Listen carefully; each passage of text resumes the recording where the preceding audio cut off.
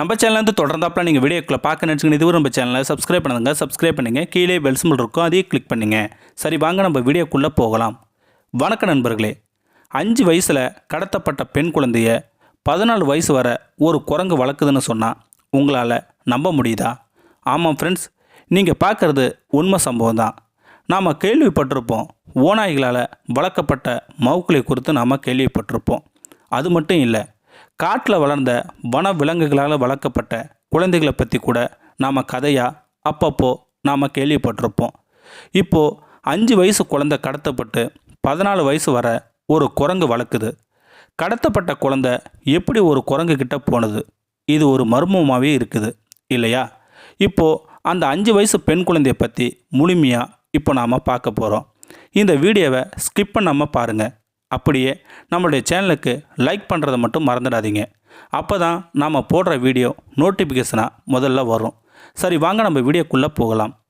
கொலம்பியாவில் பிறந்து வளர்ந்த இந்த 5 வயசு பெண் குழந்தை தன்னோட வீட்டில் இருக்கும் வாசலில் விளையாடிக்கிட்டு இருக்குது. அங்கே முகம் தெரியாத 2 பேர் வந்து அந்த 5 வயசு குழந்தைய தன்னோட கையால் வாயை பொத்தி தூக்கிக்கிட்டு போகிறாங்க. அந்த 5 வயசு குழந்தை பேர் மரினா சாப்மேன். கடத்திக்கிட்டு போகும்போது மரினா தன்னை கடத்திக்கிட்டு போகிறவங்க கால்களை தான் பார்க்குறாங்க. ஏன்னா கத்தக்கூடாதுன்னு வாயை மட்டும் கட்டி தூக்கிக்கிட்டு போகிறாங்க. அப்போது அந்த மரினா கடத்திக்கிட்டு போகிறவங்க கால்களை மட்டும் பார்க்குறாங்க. ஒருவருடைய கால்கள் வெள்ளையாகவும் இன்னொருடைய கால் கருப்பாகவும் இருந்தது. இதை தவிர வேறு எதையுமே பார்க்கல மரினா. இருந்தாலும் மரினாவை கடத்தியவர்கள் வீட்டிலிருந்து வெகு தூரமாக கூட்டிக்கிட்டு போய் காட்டுக்குள்ளே விட்டுட்டு போகிறாங்க. மரினாவுக்கு ஒன்றுமே புரியல. தன்னை ஏன் கடத்தினாங்க, கடத்திக்கிட்டு வந்து நடு காட்டுக்குள்ளே விட்டுட்டு ஏன் போகிறாங்க அப்படின்னு ஒன்றும் புரியாத மாதிரி திகைச்சு போய் பார்க்குறாங்க. அடர்ந்த காட்டுக்குள்ளே விட்டுட்டு ஏன் போகிறீங்க? என்னை திரும்பி அழைச்சிக்கிட்டு போங்க. இங்கே யாருமே இல்லை. எனக்கு பயமாக இருக்குது. இல்லைனா என்னை உங்கள் கூடயே அழைச்சிக்கிட்டு போங்கன்னு கத்துறாங்க மரினா. என்னங்க, இதை பார்க்கும்போது சினிமா படத்தில் வர மாதிரி இருக்குன்னு நினச்சிடாதீங்க. இது கொலம்பியாவில் நடந்த உண்மை சம்பவம். மரினா கத்தியும் காட்டுக்குள்ளே தனியாக தவிக்கி விட்டுட்டு போயிட்டாங்க. இருந்தாலும் மரினாவுக்கு என்ன பண்ணுறதுன்னு ஒன்றும் புரியல. பயத்தின் விளிம்பில் இருந்த மரினா முதல்ல ஒரு குரங்கு மரத்தில் இருந்து இறங்கி வருது. வந்து மரினாவை தொட்டு பார்க்குது. அப்போ எனக்கு பயமாக இருந்தது. இன்னும் கொஞ்சம் நேரத்தில் இன்னும் சில குரங்குகள் வந்து தொட்டு தொட்டு பார்த்து என்னை தனியாக விட்டுட்டு ஒன்று ஒன்றா போச்சு. எனக்கு கொஞ்சம் பயமாக இருந்தாலும் எனக்கு ஆறுதலாகவும் இருந்தது. ஆனாலும் மனசுக்குள்ளே பயம் மட்டும் அதிகரிச்சுக்கிட்டே தான் இருந்தது. மரினா தன்னை காப்பாற்ற இந்த அடர்ந்த காட்டுக்குள்ளே யாருமே வரப்போவதில்லை. தன்னாலையும் தனியாக தப்பிச்சு உயிர் பொழைச்சி போகவும் முடியாதுன்னு நினச்சிக்கிட்டாங்க.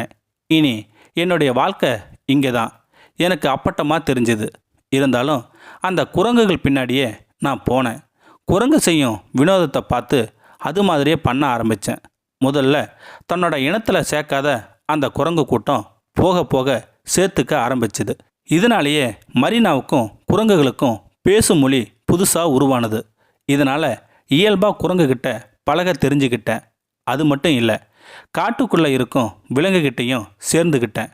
இதனால் எனக்கு காட்டுக்குள்ளே பயமே இல்லாமல் இருந்தது. என்னை தாயின் பாசத்தை காமிச்சது காபூசின் வகை குரங்கு தான். நாம் எப்படி ஒரு விலங்குகிட்ட ஒரு அன்பை காட்டுறோமோ அதை விட பல மடங்கு விலங்குகள் நமக்கு அன்பை காட்டுங்கிறத நான் புரிஞ்சுக்கிட்டேன். அது மட்டும் இல்லை, மரினாவை 5 வயசுலேருந்து 14 வயசு வரை இப்படி தான் வாழ்ந்ததுன்னு லேடிபிள் என்ற இணையதளத்தில் பேட்டி கொடுத்துருந்தாங்க. எனக்கு 14 வயசு இருக்கும்போது தான் எங்கள் வீட்டுக்கு பக்கத்து வீட்டுக்காரரு மீட்டார்னு. அது மட்டும் இல்லை, ஒரு பொண்ணு தான் என்னை தத்தெடுத்து வளர்த்தாங்க. ஆனால் என்னை கடத்தப்பட்ட காரணம் மட்டும் மர்மமாகவே இருக்குதுன்னு சொன்னாங்க. இப்போ எனக்கு திருமணமாகி 2 குழந்தைகளுடன் சந்தோஷமாகவும் பாதுகாப்பாகவும் இருக்கேன் மன நிகழ்ச்சியோடு சொன்னாங்க மரினா. எனக்கு நடந்த சம்பவத்தை பற்றி ஒரு புத்தகமாக வெளியிட்டிருக்கேன்.